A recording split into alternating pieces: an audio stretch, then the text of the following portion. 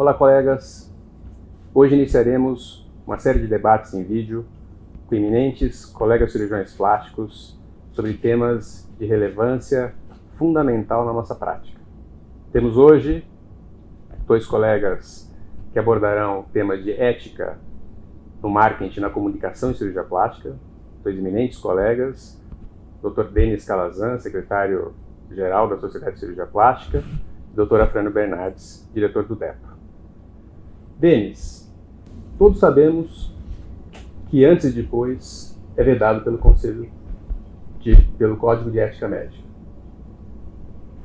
Qual o impacto disso com relação à responsabilidade civil e os processos em cirurgia plástica?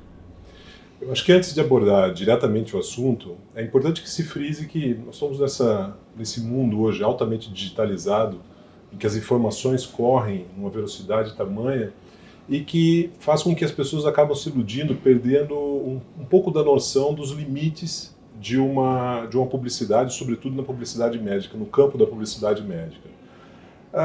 Essa venda de imagem que hoje nós associamos normalmente a algumas determinadas especialidades, e sobretudo dentro da cirurgia plástica e dermatologia, em que se coloca fotos do modelo pré e pós-operatório, isso é muito delicado, porque isso configura, já há um entendimento do judiciário, configura a venda de um determinado resultado, a promessa de um resultado, o compromisso desse médico em assumir aquele resultado que eventualmente tenha vindo e que o paciente muitas vezes espera de maneira iludida ou com uma expectativa muito exacerbada. Isso é um fomento por uma ferramenta jurídica hoje que já existe, já é reconhecida pelo judiciário, que é o erro médico imaginário. Muitos pacientes têm um resultado certo, um resultado intocável, e, no entanto, eles acreditam terem sido vítimas de erro médico porque o que ele esperava dessa cirurgia não foi atendido. Isso é bastante delicado.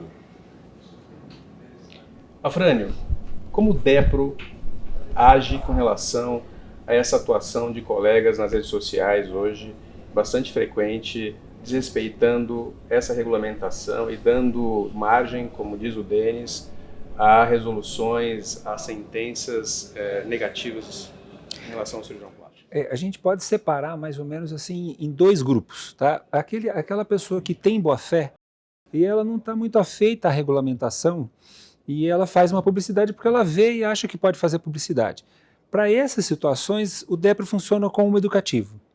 Vai lá e fala, doutor, você não pode fazer isso porque é vedado pelo Código de Ética Médica, assim por diante.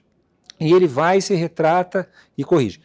Mas tem um outro grupo que são aqueles que fazem já deliberadamente.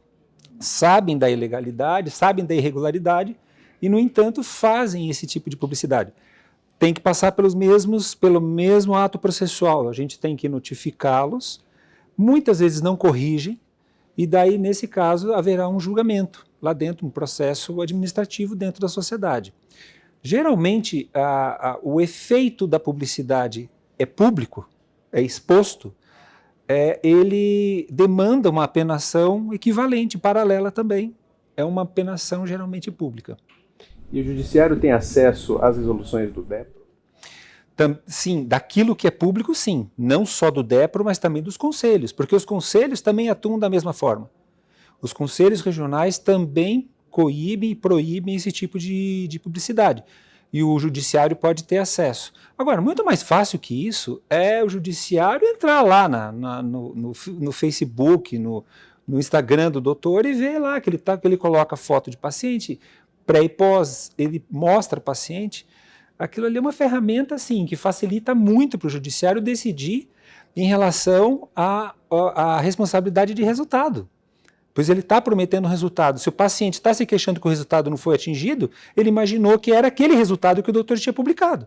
Então, facilita muito a fundamentação para o judiciário, para os magistrados decidirem desfavoravelmente ao réu. Denis, o que você quer adicionar ao comentário do Afrânio?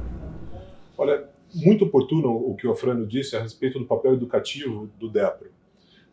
Hoje o que existe é uma certa indignação de boa parte dos sócios da Sociedade Brasileira de Cirurgia Plástica em dizer, poxa, nós não podemos fazer foto de pré e pós-operatório, nós não podemos fazer publicações médicas, mas outras áreas da medicina ou da área de saúde podem. Por exemplo, nós precisamos dizer isso abertamente, a odontologia, que recentemente cometeu uma verdadeira irresponsabilidade institucional em editar uma resolução que outorgava direitos aos seus associados a publicarem fotos do modelo pré e pós-operatório. Acho que hoje a sociedade ela tem muito mais um papel protetivo dos sócios em trazer esse tipo de informação extremamente importante da periculosidade desse tipo de ferramenta do que ter um papel punitivo, em buscar punir os nossos sócios. Nós não estamos buscando isso, nós estamos buscando um papel protetivo dos sócios. Isso é extremamente importante que seja dito. Esse tema é um tema muito amplo, teremos outras oportunidades para trazer para vocês essa discussão de uma forma bem aprofundada.